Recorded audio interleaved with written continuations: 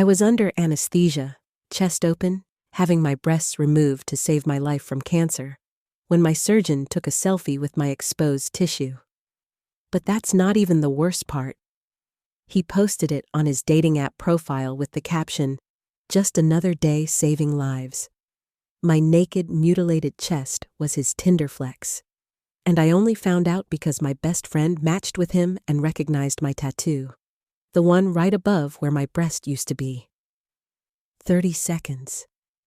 That's all I'm giving you to decide if you want to hear how a Harvard-trained oncologist turned my double mastectomy into content for getting laid. Because in exactly 2 minutes, I'm going to tell you something that made the FBI get involved. And in 5 minutes, you'll understand why 17 women are now suing the same hospital. My name is Rebecca Chen. I'm 35. And before my diagnosis, I was the head of marketing at a Fortune 500 company in San Francisco. The kind of job where you fly business class and people pretend your ideas are brilliant because of your title.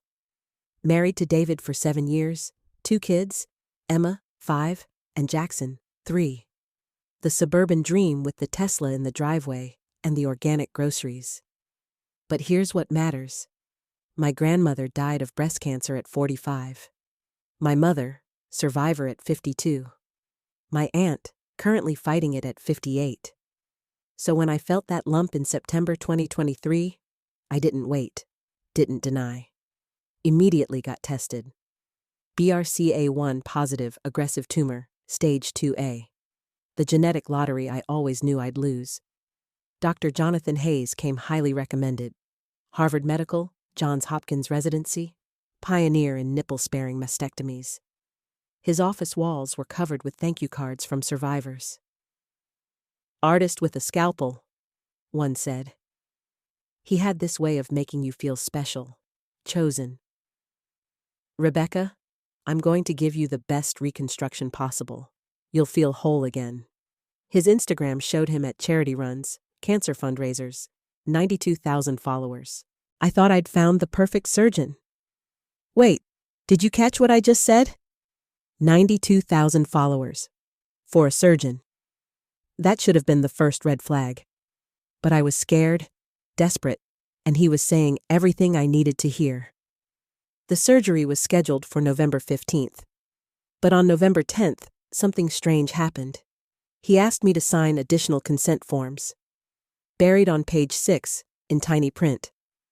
Patient consents to documentation for medical education and professional development. Standard, right? Every surgery gets photographed for medical records. I signed. That signature would haunt me. November 15th, 7 a.m. Pre-op room. Dr. Hayes comes in, unusually excited. Rebecca, you're going to do great. Your case is particularly interesting because of your tissue density. Weird thing to be excited about, but surgeons are weird. He had 2 residents with him, both female, which made me feel safer. Dr. Sarah Kim and Dr. Ashley Martinez. They seemed uncomfortable, kept exchanging looks. Here's what I didn't know was happening while I was unconscious. And I only know this because Dr. Kim became a whistleblower 6 months later. While I was under, chest splayed open, Dr. Hayes took out his personal iPhone, not hospital equipment, his phone. Started taking photos, asking the residents to hold my tissue for better angles. Dr. Kim reported he took over 40 photos. 40. But here's where it gets worse. Are you still listening? Because this is where you need to decide if you can handle what comes next. He was narrating. Dr. Kim recorded him secretly because she was so disturbed. Look at this perfect specimen. You rarely see this kind of tissue preservation in Asian women. He said, specimen, while holding my severed breast. Then, and this is verbatim from the recording, this is going to get me so much engagement. The surgery took 6 hours. Double mastectomy with immediate reconstruction. I woke up bandaged, drugged, grateful to be alive. David was there, holding my hand. The kids had made get-well cards. Dr. Hayes came in, all smiles. Everything went perfectly. You're going to love the results. I thanked him. Actually thanked the man who had just violated me in ways I wouldn't understand for months. 2 weeks later, my friend Lisa texts me, "Why is your surgeon on Tinder?" I thought she was joking. She wasn't. She sent screenshots. There he was, Dr. Jonathan Hayes, 38, surgeon lifesaver, fitness enthusiast. His fourth photo, like he was building up to it, was him in scrubs, in an operating room, masked but eyes smiling, holding tissue. The caption, "Just another day saving lives." I stared at that photo for an hour. The angle, the lighting, the way the tissue was being held. The surgical draping visible in the corner was the same unusual blue our hospital used. But what confirmed it was my tattoo. A small hummingbird I'd gotten for my mother, visible at the edge of the frame. But I needed proof it was taken during my surgery, not some other patient. So I did something desperate. I created a fake Tinder profile, matched with him, played the impressed girl, asked about his work. He bragged about his artist's eye, sent more photos. 15 more. All from operating rooms, all during real surgeries. How many women were on his phone? Then he sent one that broke me. Me, unconscious, face visible, but eyes taped shut, chest completely exposed mid-procedure. No medical reason for that angle, no educational purpose, just a trophy photo of an unconscious woman's naked body. The timestamp from the photo metadata, 11:47 a.m., November 15th, during my surgery. I screenshotted everything. But who would believe me? A respected surgeon versus a marketing executive with no medical knowledge? I needed more. So I reached out to the 2 residents who'd been in the room. Dr. Martinez never responded. But Dr. Kim did. She came to my house, sat in my kitchen, and cried. "He does this to everyone," she said. "But you're the first with proof." She gave me the audio recording. 20 minutes of my surgery with his commentary. Him asking her to get a better angle for the gram. Him saying my unconscious body was premium content. Him taking a selfie with my removed tissue. Together, we went to the hospital administration. Their response? "These are serious allegations. We'll investigate." Then nothing. For 3 months, nothing. He kept operating, kept posting. I found his Instagram, private account, but someone leaked me screenshots, hundreds of surgical photos. A highlight reel called Best of 2023, featuring surgeries set to music. Here's where those 17 women I mentioned come in. Because I wasn't special. I posted my story on a breast cancer support group, expecting maybe sympathy, advice. Within 48 hours, 17 women had contacted me. All had been operated on by Dr. Hayes or his colleagues. All had found photos they suspected were from their surgeries on social media. Jennifer, 28, recognized her distinctive birthmark in his Transformation Tuesday post. Monica, 41, found her mastectomy on his Twitter, where he was promoting his innovative techniques. Sarah, 33, discovered he'd live-streamed portions of her reconstruction to his private Telegram group of medical enthusiasts, code for people who pay to watch surgeries. We formed a group, started gathering evidence. One woman's husband was a tech expert, helped us archive everything before it could be deleted. We found Dr. Hayes was part of a network, surgeons sharing surgical photos like trading cards. Check out this unique case. Rate this reconstruction. Female bodies reduced to content. But the worst discovery? He was selling them. Through a medical education website that was actually a paywall for surgical voyeurs. $199 per month for exclusive surgical content. My double mastectomy was behind a paywall labeled Asian Female Tissue Preservation Technique. The FBI got involved when we discovered the payment trail led to offshore accounts. This wasn't just violation of privacy or medical ethics. This was a federal crime. Wire fraud, HIPAA violations, potentially trafficking in illegal imagery since we couldn't consent while unconscious. Dr. Hayes was arrested on April 1, 2024.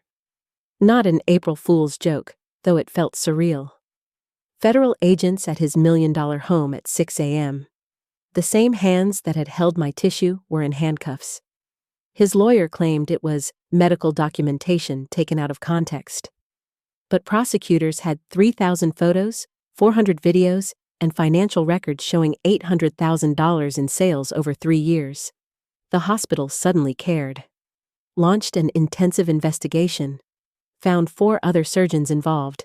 The chief of surgery had known for 2 years. HR had received complaints they'd filed as personality conflicts. The nurses had a WhatsApp group warning each other which surgeons to avoid being alone with. Everyone knew. Nobody stopped it. My reconstruction had to be revised by another surgeon. She cried when she saw what he'd done. "This isn't artistry. This is butchery." He'd been so focused on getting dramatic photos, he'd compromised the surgical outcome. My implants were placed wrong, causing chronic pain. The scarring was excessive because he'd prioritized camera angles over incision placement. David struggled. He couldn't look at me the same way, knowing strangers had paid to see me unconscious and exposed. We tried therapy. The therapist asked if I felt violated. Violated? A stranger at a bar grabbing you is violation. This was something else. This was trust weaponized.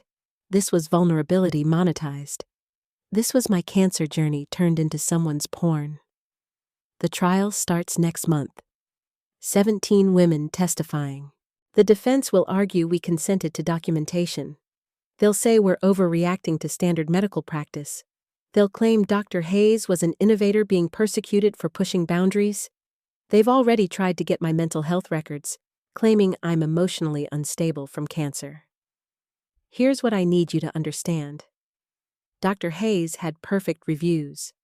5 stars on every medical rating site. Glowing testimonials, published papers, speaking engagements. The system that was supposed to protect us made him untouchable. So how do you protect yourself? You probably can't.